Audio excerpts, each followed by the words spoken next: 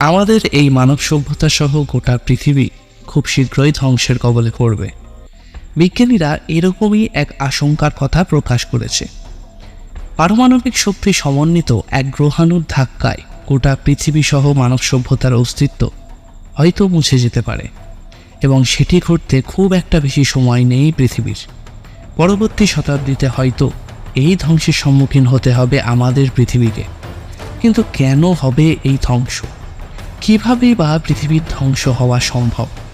এই ধ্বংস আদৌ আটকানো যাবে কি করে? আজকের ভিডিওতে জানব পুরো এই বিষয়টি।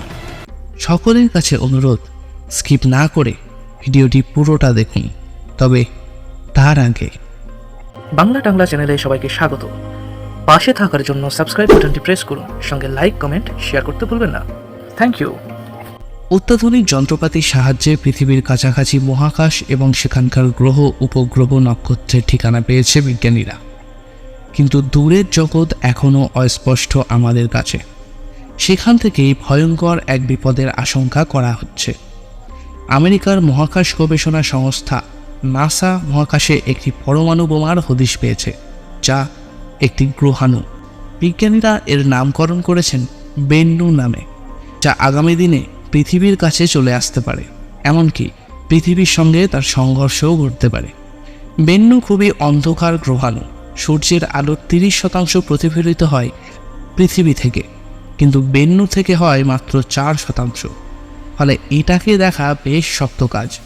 পৃথিবী থেকে 29.3 কোটি কিলোমিটার দূরের এই অন্ধকার কালো গ্রহাণুটির খোঁজ মিলেছিল 1999 সালে। আর এই সব কিছুর জন্য নাসা Osiris-Rex নামে একটি মহাকাশযান পাঠিয়েছিল 2016 সালে।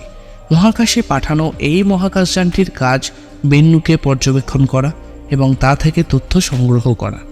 7 বছর ধরে পর্যবেক্ষণের পর অবশেষে পৃথিবীতে আমেরিকার উটা মরুভূমিতে নেমেছে Osiris-Rex। গ্রহাণুটি থেকে নমুনা সংগ্রহ করে এনেছে নাসার এই রিটার্নিং ক্যাপসুল যন্ত্র। অন্তত 250 গ্রাম নমুনা তুলে আনা হয়েছে সেখান থেকে। বিজ্ঞানীরা সেই নমুনা পরীক্ষা করে দেখবেন, তাতে গ্রহাণু বেন্নুর ক্ষমতা সম্পর্কে ধারণা আরও স্পষ্ট হবে। বেন্নুর নামকরণ করা হয়েছে এক কাল্পনিক পাখির নাম অনুযায়ী। মিশরের পুরাণে সেই পাখির উল্লেখ আছে।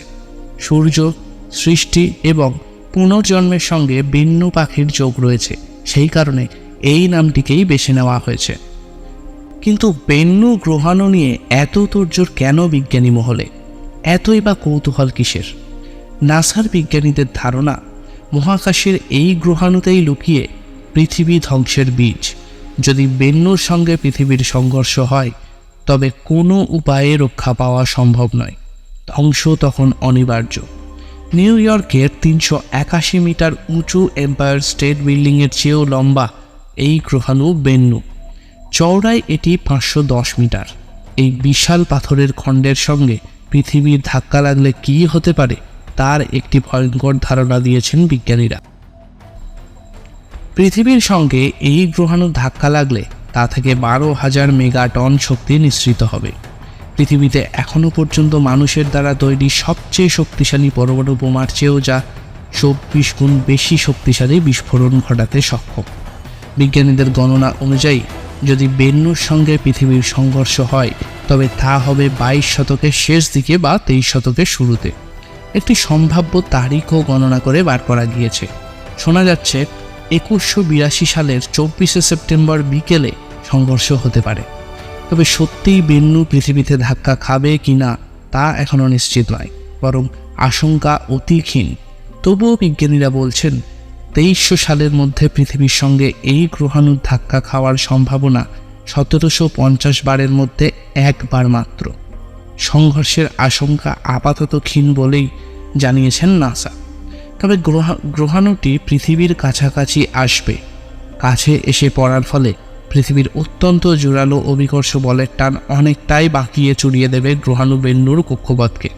তাতেও ক্ষতি হতে পারে আমাদের এই নীল গ্রহের। পৃথিবী থেকে বেন্নুর সম্ভাব্য দূরত্ব হতে পারে তখন প্রায় 75 লক্ষ কিলোমিটার। মহাকাশের হিসাবে এই দূরত্ব কিন্তু খুব বেশি নয়। তবে নাসার বিজ্ঞানীরা জানিয়েছেন Osiris-Rex এর ফিরে আসা একটা বড় সাফল্য। তাদের দাবি সালের 11 অক্টোবর একটি কনফারেন্সের মাধ্যমে গ্রহাণু বেন্নুর থেকে নমুনা পরীক্ষার ফলাফল এবং প্রাপ্ত তথ্য সম্পর্কে ঘোষণা করবে নাসা, এবং অদূর ভবিষ্যতে কিভাবে আমাদের পৃথিবীকে বেন্নুর হাত থেকে রক্ষা করা যায় সেই বিষয়ের প্রতি গভীর নজর রাখবেন। আজকের ভিডিওটি কেমন লাগলো কমেন্ট করে অবশ্যই জানান। ভিডিওটি ভালো লাগলে চ্যানেলটি সাবস্ক্রাইব করুন, লাইক, কমেন্ট, শেয়ার করে পাশে থাকুন।